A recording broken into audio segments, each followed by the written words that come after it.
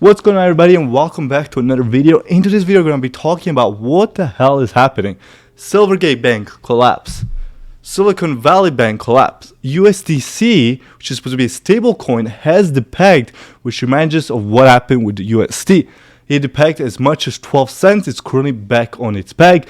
That was thanks to a lot of part of it, Coinbase and other companies sharing out the trading of USDC until they went back to its peg over the weekend. So we're going to be talking about what's happening in this market. Should you be investing? Because hey, this is not 2020, this is not 2021. You can just put money anywhere and you're making money. If you don't make the right investment decision, guys, you're going to be losing a ton of money. And again, this is also not 2022, where you could just be shorting anything and make a ton of money. This market is very dangerous and you're going to have to be smart with your investment. That's why you're here, learning, educating yourself in the best YouTube channel around. You're going to hit the subscribe button, the like button, and comment down below what you want to see next. More about this financial videos to help you with your long-term investing or more of those day trading videos. Don't worry, I got you. I'll post some of both. So make sure you just hit the subscribe button. So guys, whether you want to admit it or not, we're more than likely going to be going into a recession. How do I know this? Because I take a look at the bonds market. Every time in history there's been an inverted yield curve, guess what has followed up? A recession. And hey, you can go with your opinion that we're not going to recession. You can listen to financial media, which has been wrong over and over and over again, talk about soft landing. But you can just look at the bond market, guys. Every time an inverted recession, 100% of the times, 11 times has happened, guess what we got? We got a recession. So you just have to understand that. Now, the next thing that you can do is understand what can I invest during a recession, right? People are going to say it's not like 2008, but guess what? Some banks now are going under, right? But this is also a great time to start investing. So first, I can break down to you the 4 ways you should be investing and which assets perform the best during a recession.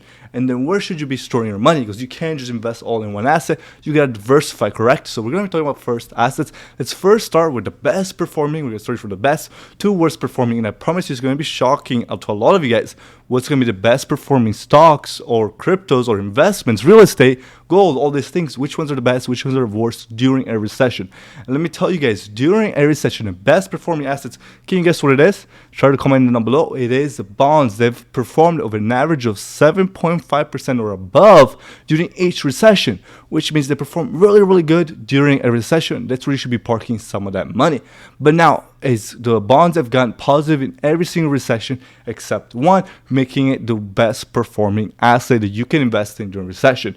Right now, we're going to be talking about bonds. We're talking about 1 to 10 year treasury bond yields, right? Because as interest rates go higher, guess what happened? The short-term bonds also go higher, so you should have some money parked into those bonds. But until you're talking about like bonds are boring, right? I don't want to invest in the bonds. Well, guess what? You can get yourself an ETF of bonds. You don't have to worry about which ones to buy. You can get yourself a nice ETF of these bonds. Just take a look at a bunch of them that are online. And what you're gonna find is that during recession, these bonds return are gonna go higher and higher. For example, if you go back to 2008, the ticker symbol TLT, which is a 20-year treasury note, returned over 23% in the single year. So if you had held during 2008, where stocks are completely crushed, real estate are completely obliterated, crypto was even a thing back then, you would have made a huge profit if you invested in bonds, right? We talk about those boomers, those old guys. Guess what? They laughed all the way to the bank. So you gotta hold some of those bonds. But now again, you can't go all in on only on bonds. So let's talk about the second best asset class that we see during a recession. So your first instinct is going to be load the boat on bonds. But the reason we cannot go all in on bonds is also because we got to diversify. But not only that, you got to keep in mind we're in a high inflation environment. And guess what doesn't perform too well in a high inflation environment? Well, you guessed right. Bonds actually don't perform that well. That's why you got to diversify for both scenarios so you can bank on two sides and you don't spread yourself too much onto just one single asset. So let's talk about the other asset class that we're going to start investing into. The second asset class that has been the second best return, and guess what? It's going to be a huge return, but it's 0.7% with gold being at the top of that. So the second best asset class has been gold with a small 0.7% return. I think currently gold is undervalued and I think it is a great buy, but I don't think it's going to make you a huge gain, so you do have to keep that in mind. I do think that owning some gold, owning some silver, owning some of those precious metals, look at ticker symbols like GLD, or if you're looking for an ETF, look at some of those ETFs that hold gold, they hold silver, they hold uranium, or hold platinum. A lot of those are undervalued. So those are going to be your second best asset class during a recession. So I definitely think you should be owning some of that gold into your portfolio. And at the end of this video, guys, I'm going to give you one ticker that holds all these assets. and professionally manages for you for a very small fee, which I think it holds a strong value in your portfolio, especially if you do not know how to invest and how to manage your own stocks, your own shares. I'm gonna give you guys one thing. You're gonna have to wait till the end of the video. It's gonna be a little secret. Not many people know about it. That's classified. It's what? So you're definitely gonna look for some gold, but gold again, it's not exciting. It's not something that you wanna put your whole portfolio in because you're not gonna get rich off of it. It's a good asset to hold, but you're not gonna get rich off of it. So we're gonna talk about asset class number 3, which will be real estate. But guess what? Real estate, as it does really well against inflation, it does not do well in a recession or when interest rates tend to go higher. So in real estate, of course, it is not just owning a home, guys. It is not just buying commercial property, Airbnb property. All things, it is also talking about REITs. That's what we call them in the stock market. REITs. Now the REITs have an average of negative 9.3% during a recession. But why do we even have to buy them, or why should we even hold them if we think it's going to be negative in the recession? We're going to go back and talk about the inflationary environment because they do well during the inflationary environment. If you guys even go back to 2022, you see a lot of REITs outperforming the rest of the market as inflation was going higher and higher. Again, guys, we have to, since we're getting attacked on all sides, it seems like here. It seems like we're in a war. We got inflation, we got a recession, we got real estate bubbles, we got crypto scam, banks falling. We have to prepare on all sides, and this is going to be your best bulletproof portfolio for long-term investing, guys. We're not talking about day trading, getting rich quick. We're talking about long-term investing, managing your money, holding it to a recession, and have a stock portfolio. It doesn't look like it's negative 50-60%. If you guys go back to a video I made over 7 months ago to 12 months ago, I can't remember, but I'm gonna relate back to a video I made. It's an M1 video that has outperformed S&P 500 by over 10%. When S&P 500 was positive 5%, the video was positive 15%. When S&P 500 has been lower, that video is still outperformed. Why do I do that? Because I'm diversifying my portfolios. I'm selling what's positive and what's strong at the right times, and then I'm changing it, right? I'm investing in real estate when it's the right time. I'll sell it when it's high, gold, and all these other things, right? So REITs do good to hold, but again, it's strong in an inflationary environment, and it's going to provide us some diversification into real estate, which we do want to have.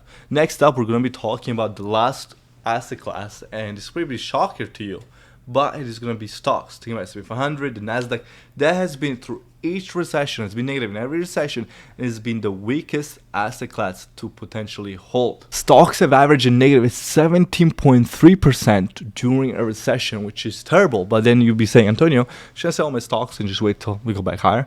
The kicker with stocks is that they're very explosive. When they go high a ton. When you're able to buy them towards the bottom or near the bottom, once they finally start going back up, you're going to be making a killing. You're going to make a ton of money. You'll make in gold, real estate, and so on. So this is why we have to hold some stocks in our portfolio, because we're trying to catch, we're not going to be able to catch the exact bottom. If we can just average down into the bottom, once they explode back up, they're going to make a ton of money.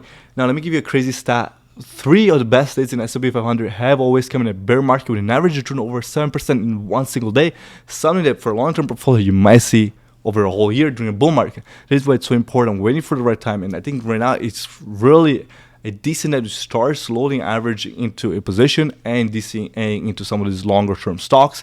Again, if you're not an investor, stick to S&P 500, stick to the Nasdaq, stick to the US 30, stick to the Dow Jones, and split up your money.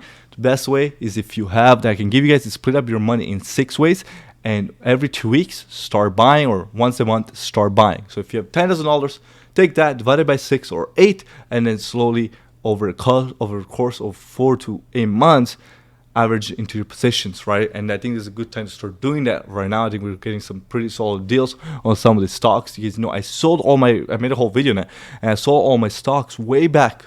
You guys remember?